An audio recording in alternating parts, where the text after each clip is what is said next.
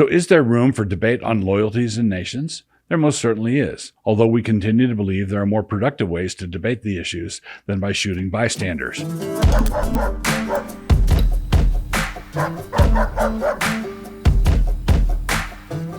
Introduction. There are two kinds of controversy that have followed our publication of The Case for Christian Nationalism by Stephen Wolfe. The first kind is most welcome, in which various folks disagreed with the thesis and registered their disagreement, some of them loudly.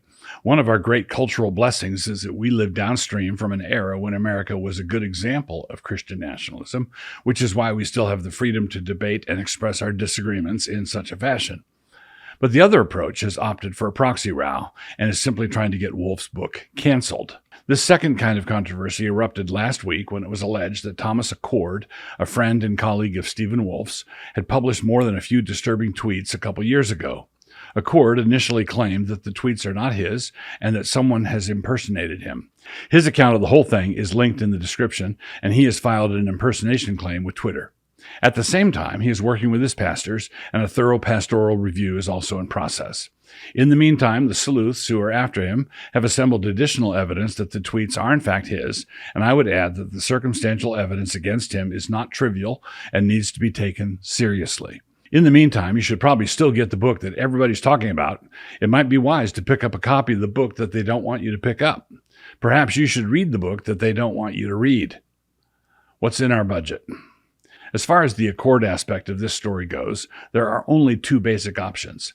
Either Accord has lied about these tweets, and they are in fact his, or he is not lying about them, and the Accord family is going to have a thin Christmas because they were collateral damage in a proxy war. Now, if Thomas Accord is lying and the tweets are his, then the foundational responsibility for what has happened to him and to his family lies with him. Play stupid games, win stupid prizes.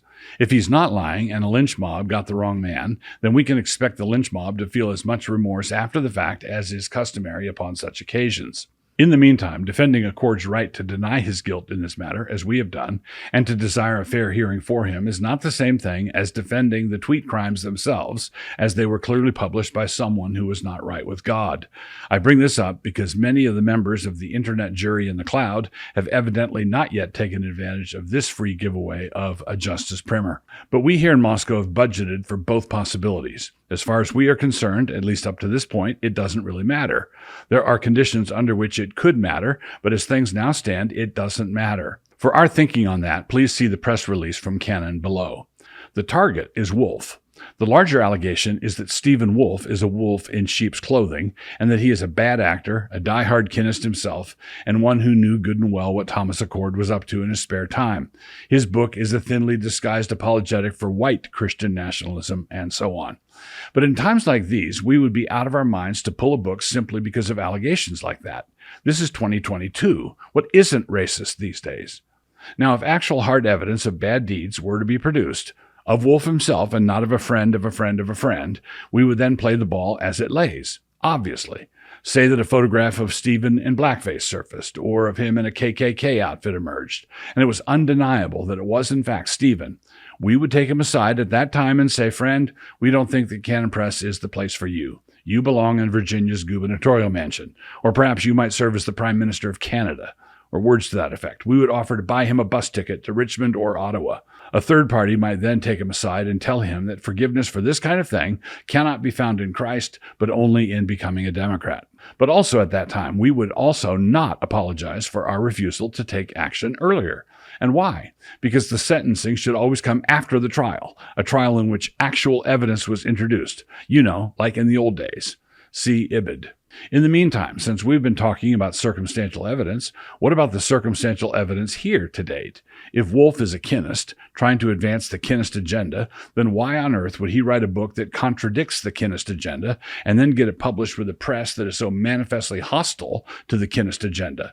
You don't advance a cause by repudiating it, or so it seems to me. An aside to the actual Kinists out there. Since we are talking a lot about you guys, I thought it might be appropriate to take you aside for a minute. You all like to think of yourselves as the shock troops of the resistance, as an elite corps of hard-headed race realists. You are in fact the soft underbelly of the resistance. You are not the lost golden apples of the Hesperides in the true West. You are the crab fruit of the West lying on the ground in one of our lower IQ orchards, most of which fruit the ants have already carried off. If anyone on the right suddenly starts talking about the Jews and is sounding suspiciously like Ilhan Omar, the chances are outstanding that it is one of you guys. The tweets in question, in this case, can sound so brave right after 2 a.m. and also after 2 beers, right before you publish them. But when your opponents find those tweets and are consequently saying, oh boy, oh boy, oh boy, oh boy, to themselves, they are not doing this because they just plopped their lame arguments onto the sturdy slab of an oak table called the adamantine right.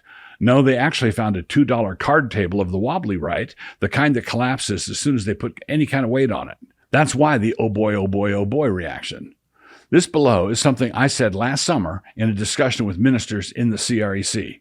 Quote, that said, I really appreciate the wariness that our men have about the Kinists. The reason I appreciate this wariness is that we really need to police this border very carefully, because all it will take is some young CREC buck using the N-word at the worst possible moment, and he will undo the labor of decades.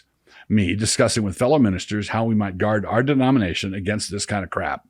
If you doubt what I say, consider what is unfolding in this situation and think more about what I say, and stop being such idiots.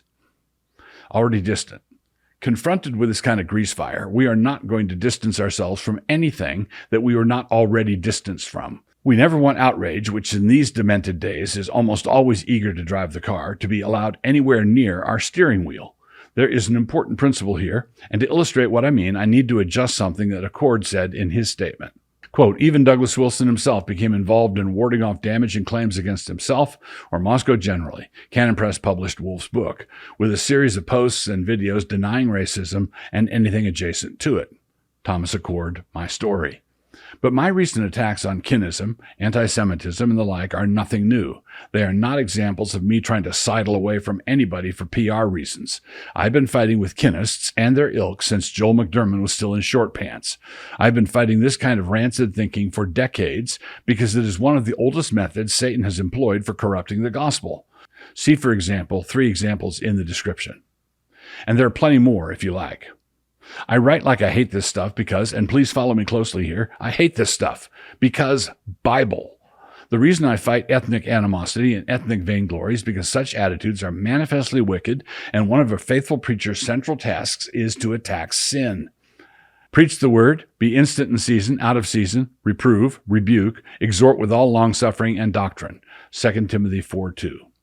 As the subsequent verses make plain, the reference to in season and out of season means that we must talk about the people's sins when they are willing to hear you out and when they are not willing to hear you out. We should attack sin when it wins you popularity and when it pulls down calumny on your head. And do you want to know who to trust in situations like this? Look for that weird trademark, that funky admixture of high praise and dark vituperation.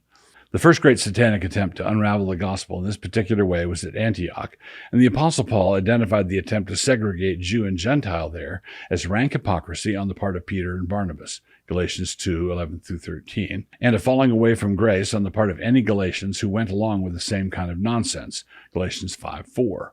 Quote, and have put on the new man, which is renewed in knowledge after the image of him that created him, where there is neither Greek nor Jew, circumcision nor uncircumcision, barbarian, Scythian, bond nor free, but Christ is all and in all. Galatians 3:10-11. Now, Christian nationalism, as defined in Wolfe's book, is entirely consistent with this Pauline vision. But the Pauline vision, as stated here, is much larger than the Christian nationalism of just one nation. It is Christian internationalism, or globalism, if you want me to be a little provocative. It is mere Christendom. Christ is the emperor now. More on this in a minute. But speaking of Joel McDermott, I must return to Joel McDermott for a moment. The job that Thomas Accord lost was that of being headmaster of Sequitur Classical Academy in Baton Rouge. That is where Rod Dreher has had his kids for years, and even though Rod pulled his skirts away from Accord immediately, Joel McDermott nevertheless took to Twitter to chastise Dreher for his complicity. You see, the classical emphasis of Sequitur and the intolerable whiteness of the people in their brochures indicates that Rod Dreher was as much in bed with Accord as Wolfe was, maybe even more. Winston Churchill once defined an appeaser as one who feeds a crocodile, hoping it will eat him last. So Joel really needs to be more wary. The day will come when being pals with Rachel Den Hollander won't be sufficient protection. Somebody on the Inquisition Council might look into the contents of American Vision's book catalog during Joel's tenure there. I don't know, man. There's an awful lot of white people in that thing. There are even Christian histories of America as white as, as white as Sequitur Classical Academy, maybe. There are defenses of the American founding, and that was a slaveholding era. That catalog is just teeming with Eurocentric concerns, and Joel oversaw it for years. A little more self-awareness, Joel. If we know anything about the cancel car, it should be the fact that it has no brakes. For a publisher like Canon to have a morals clause in their contracts is simply good business, and always has been. To drop an author for demonstrated cause is not giving way to cancel culture. But to give way to this kind of pressure would mean that we at Canon had given up on our goal of being outfitters of the Reformation, which we have no intention of doing. It would mean that we were hypocrites for publishing a justice primer, and as much as it might pour oil on troubled waters if we admitted to such hypocrisy, we are not going to do it. Equal weights and measures. One of the people bringing the proxy charge against Wolfe through Accord has been Alistair Roberts. I bring this up not to attack Roberts, but to defend him, actually, and then to look for the same courtesy to be extended to Wolfe. Alistair has hosted a podcast with Matt Anderson, who sits on the board of Revoice. To this argument and countercharge, Roberts replies that his objections to the Revoice project have been plainly and publicly stated. Fair enough, and we are all glad to hear it. Moreover, I am happy to accept it at face value. But Wolfe's rejection of kinism has also been plainly stated, and was plainly stated in the book we are all talking about. Judge not that ye be not judged, for with what judgment ye judge, ye shall be judged, and with what measure you mete, it shall be measured to you again. Matthew 7, 1 and 2. If Roberts can chum around with Anderson, despite their plain disagreement, a disagreement that Roberts knows about, then why can't Wolfe chum around with Accord, despite their plain disagreement, and even supposing Wolfe knew about it? Suppose that Accord's denials are shown to have been false, and it is manifest to the world that he is in fact a kinist. Why could not Stephen Wolfe register his disagreement with that perspective, maybe put it in a book or something, and continue to work with Accord on various other projects? How is this different than Roberts, Anderson? Now, of course it is different. It is different because I will explain to you why that wouldn't be allowed, and why our modern double standards on this have been codified in concrete. The people we are up against are hell-bent on homogenizing the world, and a widespread acceptance of sodomy is a liquefying agent that advances that agenda. And various regional, national, or ethnic loyalties, whether they are scripturally virtuous, benign, or malignant, are hindrances to that agenda. That is why they are so intolerant of all the malignant forms of bigotry, but even more intolerant of anything like a Christian and virtuous resistance to their forms of totalitarians. Alistair is in no way responsible for the existence of this double standard, but there is a reason why he can work with Anderson, and nothing about that is combustible, and also why everything that Wolfe does is entirely combustible. Take a step back and look at it dispassionately for a few minutes. Prolegomena to the next stuff we would like to do. So is there room for debate on loyalties and nations? There most certainly is, although we continue to believe there are more productive ways to debate the issues than by shooting bystanders. Here's one place where I believe that Wolfe and I would have a disagreement. I mention this as something of a curiosity because we can do this without yelling at each other. Last summer, I provoked a discussion very similar to this one by saying that I had more in common, quote, with Nigerian Anglican women who love Christ than I do with white conservative American men who don't. Now, in his book, Wolfe points out, rightly, that a stable society requires more than a shared eternal destination. This is exactly correct. If you put a Japanese, a Navajo, a German, an American, a Swede, and a Zulu in a workshop together, with every last one of them regenerate and godly, they still would have difficulty building a birdhouse together. Thus far, I take Stephen's point and completely agree with it. But I was talking about loyalties to the next level up, which is why, as a postmillennialist, I also want to talk about a mere Christendom in addition to Christian nationalism. If you will allow me to say it tongue-in-cheek, I am also a Christian globalist. I once heard the late Greg Bonson say that an organization like the United Nations was a good idea. It is as corrupt as it is, not because they think unity between nations a good thing, but rather because they have turned away from the gospel of Christ and the law of God as the only basis for such unity. Let me illustrate what still needs to be worked out. I have no trouble considering myself a Burkean conservative, but respect for disparate national traditions can be taken too far. Suppose we have an ideal Christian republic, and somewhere within sailing distance there's a stable and traditional Confucian society. The Christian churches in that first republic have a duty to send missionaries to the Confucian society, and let us suppose they do this. Let us grant them a certain measure of success, and 3 small churches are established, meeting in homes. Now let us further suppose that these churches catch the attention of the Confucian authorities, and let us say that they crack down on the young churches. Now, what are the young Christians there to do with regard to their loyalties? Because they are Christians now, they are going to start working with foreign nationals who have a different background, culture, and language on the brand new shared and exciting task of smuggling Bibles, clean contrary to their ancient folkways. That illustrates what I mean by having more in common with. The Great Commission means that all Christians everywhere have the shared task of remaking their respective nations. Wolfe is correct that these nations have to be tackled one at a time, and each on their own terms, and with their own interests in view. But I want to insist that this shared task of all Christians everywhere means that the nations necessarily overlap, like they were a complicated Venn diagram. This is just another way of saying that just one Christian nation is, in principle, the beginning of a Christian world. And just one nation like that is nothing more than one packet of yeast in a lump of dough, mere Christendom. So Christian nationalism is just one step in a magnificent staircase that ascends farther than any of us can see. Is it too much to ask you to come with us? Upstairs must really be something. A big part of what we do here in November is that we give stuff away, as in for free. This helps offset the impression that our refusal to qualify assertions during November proceeds from a churlish heart. Rather, it comes from a heart brimming over with generosity and open-handedness. So at the bottom of every NQN post, look for the current offers, whatever they might be this week.